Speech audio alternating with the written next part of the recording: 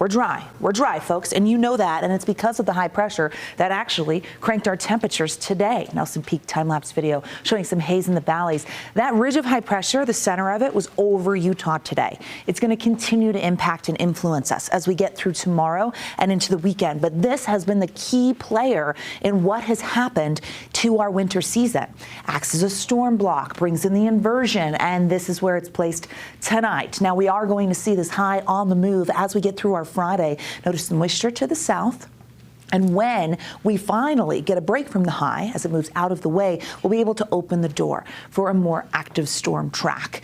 Air quality suffers with high pressure, especially when it's right overhead. The Wasatch Front, northern Utah, Cache Valley, Box Elder County, expected to hit that moderate category again tomorrow. Elevated particulate matter. This is when we see the decline in air quality, and we don't want pollution. We don't want to be inhaling that, but unfortunately, we still see these conditions, even with a lack of snow on the valley floor. Cleaner conditions down in southern Utah. Snow can make it worse. Speaking of dry, we have to talk drought. Now, snowpack, we've mentioned, is sitting right around 54% of average for the state. So we look at our drought monitor, it hasn't changed in the last 2 weeks. You see that darker orange there, that's severe drought. 42% of Utah facing that, 94% in the moderate category, and we still have 2% in extreme drought in one of our winter months. Yeah, it's a little worrisome. We don't want to see this worsen as we get through the rest of winter. It's a possibility, but hopefully not next week as we look at the chance of some wet weather coming in. Black Desert Sky Cam showing those clear conditions.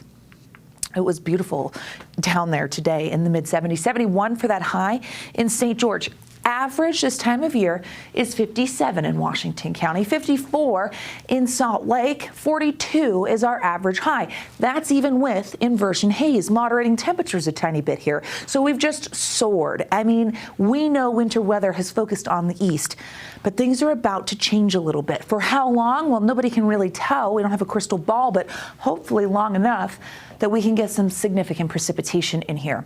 40s turning to 30s, upper 30s expected with mostly clear skies as we head into the overnight. So tomorrow is when our pattern shift begins. You see that wintry weather on the east coast, and you see our high pressure. Well, it's actually going to get nudged to the southeast. That's a big deal. While we will stay above average with those temperatures, you see a low knocking. Once we move that high out of the way, we open the door for these areas of low pressure to move on in, for storms to actually track through the west.